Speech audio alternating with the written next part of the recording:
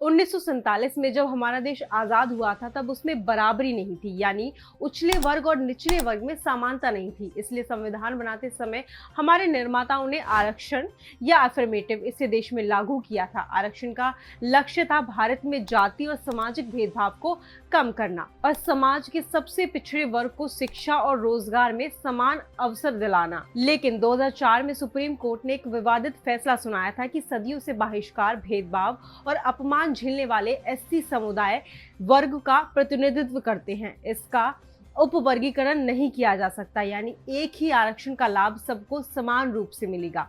अब supreme court ने इस फैसले को पलट दिया है। शीर्ष अदालत ईर्व चेन्नई बनाम आंध्र प्रदेश राज्य मामले में 2004 के 5 जजों की संविधान पीठ के फैसले पर फिर से विचार करने संदर्भ में सुनवाई कर रही थी। गुरुवार को सुप्रीम कोर्ट ने इस पुराने फैसले को पलटते हुए एक नया आदेश जारी किया है। अब एससी और एसटी के भीतर उपवर्गीकरण यानी सब कैटेगरी लाई जाएगी। इसका मतलब है कि एससी और एसटी के भीतर कुछ जातियों को विशेष लाभ दिए जाएंगे। अभी तक एससी और एसटी समुदाय में उपवर्गीकरण की कोई व्यवस्था नहीं थी। सुप्रीम कोर्ट का कहना है कि एससी और एसटी में कुछ जातियां दूसरों से ज्यादा पिछड़ी हो सकती हैं, इसलिए उनके उत्थान के लिए अलग से आरक्षण रखा जा सकता है। अगर किसी राज्य में ऐसी जातियों के लिए 15% आरक्षण है तो उस 15% के भीतर कुछ जातियों को और लाभ मिल सकता है। फैसले के दौरान जस्टिस डीवाई चंद्रचूड़ और जस्टिस मनोज मिश्रा ने स्पष्ट किया कि अनुसूचित जातियों में कुछ जातियां अधिक पिछड़ी हो सकती हैं, जैसे कि सीवर की सफाई करने वाले लोग अन्य 80 जातियों से ज्यादा पिछड़े हो सकते हैं, इसलिए उनकी स्थिति सुधारने के लिए अलग से लाभ दिया जाएगा।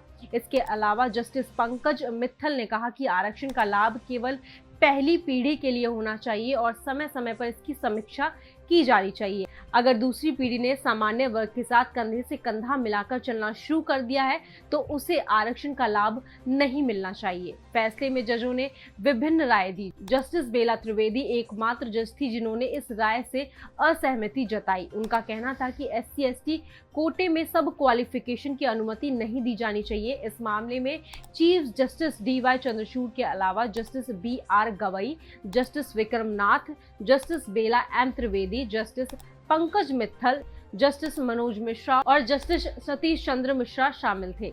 इस फैसले पर व्यापक राजनीतिक प्रभाव भी देखने को मिल सकता है। कुछ विशेषज्ञ मानते हैं कि इससे एससी और एसटी वोटर आधार में राजनीतिक बंटवारा हो सकता है। बीजेपी और कुछ अन्य राजनीतिक दलों ने इस फैसले का समर्थन किया है, जिससे सियासी फायदों की संभावना बढ़ गई है। हालांकि इस फैसले से जुड़ी कई चुनौतियां भी सामने आ सकती हैं। राज्यों के आंकड़ों के आधार पर उपवर्गीकरण के लिए मजबूत दलीलें पेश करनी होंगी। इसी के साथ ही इस फैसले का विरोध भी हो सकता है, खासकर उन लोगों की तरफ से जो मानते हैं कि एससी और एसटी आरक्षण को छुआछूत के आधार पर दिया जाता है और इसका उपवर्गीकरण सही नहीं है।